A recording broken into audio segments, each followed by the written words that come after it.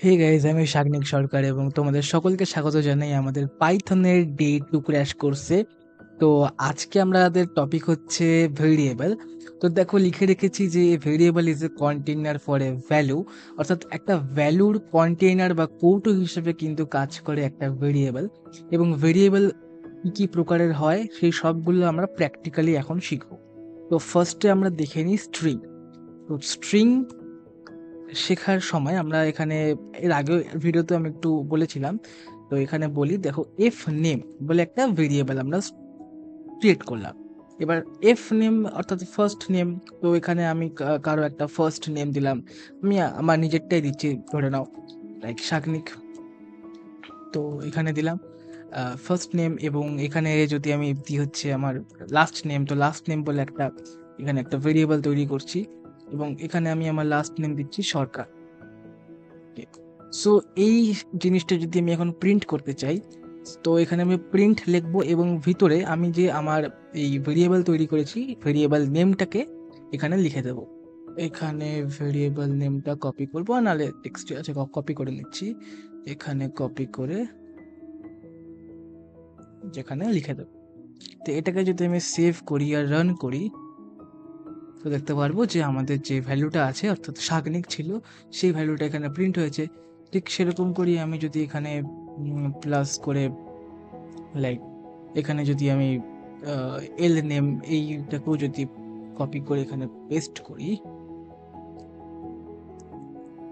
আর এটাকে যদি রান করি, তো এখানে এটা এরকম করে আসছে। ঠিক আছে, এখানে একটা যদি আমি স্পেস দিয়ে দিই, অর্থাৎ নাল ক্যারেক্টার, তো তাহলেও এই যে এখানে কি করব, এখানে এরকম করে একটা নাল স্পেস দিয়ে দেবো, আর এরকম করে এখানে একটা প্লাস করে দেবো। ওকে, সো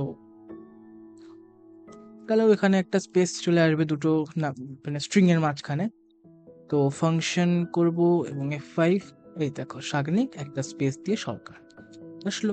তো এই সেম জিনিসকে আমরা এফ স্ট্রিং দিয়েও প্রিন্ট করতে পারি, সেটা একটু পরে দেখছি। তার আগে আমরা স্ট্রিং এর পরে বলি যে এখানে একটা কমেন্ট করে দিলাম, এই যে ইন্টিজার ভ্যালু, অর্থাৎ ইন্টিজার ভ্যালুগুলো কি করে আমরা স্টোর করব।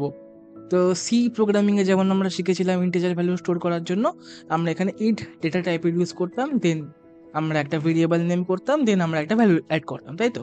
তো এইখানে জাস্ট একটা ভেরিয়েবল নেম তোমাদের দিতে হবে, লাইক দিলাম এজ, এবং এখানে আমি আমার এজ দিয়ে দিলাম 20, বা আমি এখানে দিলাম যে আমার রোল, এখানে আমি আমার একটা কোনো একটা রোল দিয়ে দিলাম লাইক 15। তো এবার আমি এখানে যদি লাইক প্রিন্ট করতে চাই, তো এখানে প্রিন্ট করলাম রোল, এখানে প্রিন্ট করলাম এজ, সেভ করে দিয়ে, সরি, প্রিন্ট এজ, সেভ করে দিয়ে এটাকে যদি রান করি, তো এই যে 15 আসলো রোল, আর এজ হচ্ছে 20। এবার আমি চাচ্ছি যে একটা টেক্সট হবে যে ইউর রোল ইজ এত, তো সেটাও অ্যাড করা যাবে। সেটা যেহেতু টেক্সট আমরা একটা অ্যাড করবো, অর্থাৎ একটা স্ট্রিং অ্যাড করব, তো সেখানে আমি এখানে লিখলাম যে ইয়োর রোল ইজ, এরকম দিলাম, এখানে একটা কমা দিয়ে লিখে দিলাম রোল। ঠিক আছে, আবার এই সেম জিনিসকে আমরা যদি প্রিন্ট করি এরকম, মানে সরি কপি করি আর কি, এবং এইখানে এটা এরকম করে দিলাম, আর রোলের জায়গায় লিখে দিলাম এজ, এখানে একটা কমা দিয়ে দিলাম। এটাকে রান করলে কি আসবে, your role is 15, your age is 20 আসলো। ওকে, সো ঠিক আছে। তাহলে এইবার যদি বলি যে, ধরে নাও আমি চাচ্ছি যে এখানে একটা জাস্ট প্রিন্ট হবে যে হে শাগনিক সরকার, হ্যাঁ, ইউর ইউর রোল ইজ 20, একটা লাইন প্রিন্ট হবে।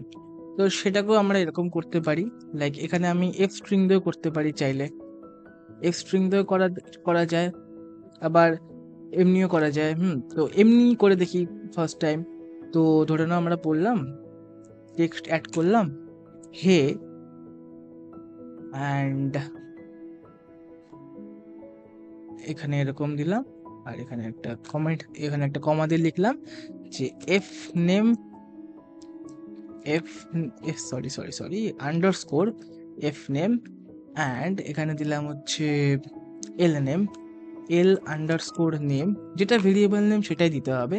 অ্যান্ড দেন আমরা আবার এখানে একটা টেক্সট অ্যাড করলাম যে ইয়োর রোল ইজ, লাইক এই লাইনটা জাস্ট পুরোপুরি এই লাইনটা, ঠিক আছে, এই লাইনটা এখানে দিয়ে দিলাম, ইয়োর রোল ইজ এটা। ওকে, সো আর এই লাইনগুলোকে আমরা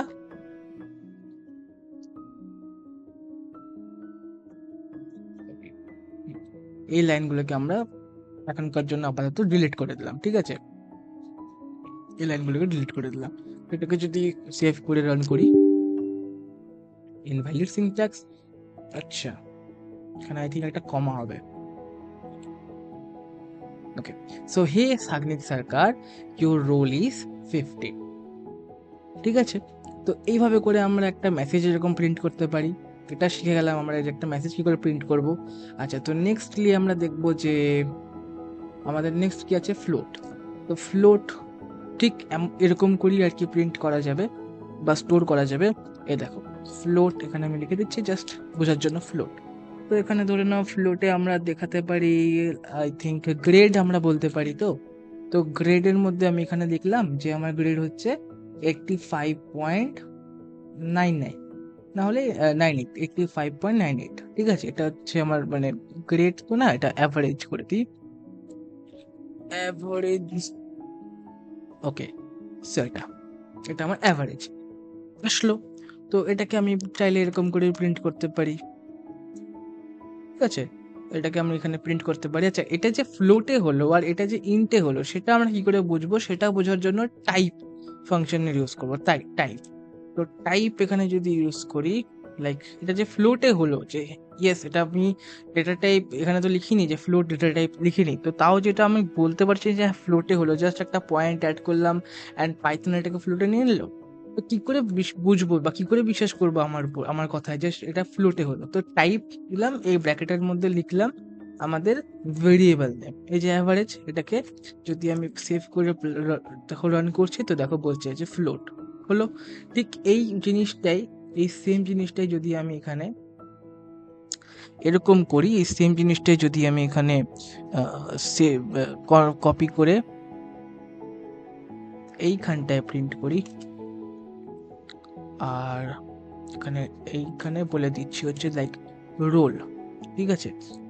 তো যদি করি, দেখো ইন্ট বলছে ইন্ট, আর যেটা নিচেরটা ছিল ওটা ফ্লোট, ঠিক আছে। তার মানে কি, তার মানে যেহেতু আমি এখানে ডেসিমাল ভ্যালু অ্যাড করেছি এই অ্যাভারেজ ভেরিয়েবলের মধ্যে, তাই এটা ফ্লোট হিসেবে নিয়েছে। যেহেতু আমি এখানে হোল নাম্বার অ্যাড করেছি, ইন্টিজার ভ্যালু অ্যাড করেছি, সেজন্য ইন্ট হিসেবে নিয়েছে। তো আর লাস্ট আমাদের কাছে বাকি পড়ে থাকলো বুলিয়ান। তো চলো এবার ফটাফট আমরা বুলিয়ানটা শিখে নিই। আর যদি খুব ইজিলি তোমরা এই জিনিসগুলো বুঝতে পারো আমার ভিডিও দেখে, তাহলে please subscribe my channel and press the bell icon and hit the like button also. Okay, so এখানে আমি দিচ্ছি বুলিয়ান। আচ্ছা, এইবারে ধরে নাও দিলাম লাইক আমি এখানে দিচ্ছি যে ফর সেল বলে আমি এখানে একটা ভেরিয়েবল ক্রিয়েট করলাম, সরি এই ফর না, ফর সেল, এবং এখানে আমি লিখলাম যে ট্রু। মাথায় রাখবে যে টিটা অবশ্যই কিন্তু বড় হাতের হতে হবে। ট্রু হলো, মানে বুলিয়ানে দুটো ভ্যালু হয়, একটা ট্রু একটা ফলস, দুটোই হয়। দুটোর মধ্যে যে কোনো একটা হবে, নয় ট্রু হবে না নয় ফলস হবে। তো এটাকে যদি আমি এবার চেক করি, লাইক ইফ এলসের সময় এগুলো আরো ভালো করে বুঝবো আমরা। এখানে যদি আমি চেক করি ফর, যে ইফ আমি চেক করলাম যে যদি ফর সেল থাকে, অর্থাৎ ফর সেল এরকম লিখলাম যে ফর সেল যদি ট্রু হয়, তাহলে আমি বলতে চাচ্ছি, প্রিন্ট করতে চাচ্ছি যে this item is for sell. And যদি না হয় তার মানে কি এলস। তো এলস এর পার্টে এখানে আমি বলতে চাচ্ছি যে প্রিন্ট করতে চাচ্ছি যে this item is not available. তো এটাকে আমরা জাস্ট প্রিন্ট করে নেব ইনডেন্টেশন মেনটেন করে, this item is okay not available, okay.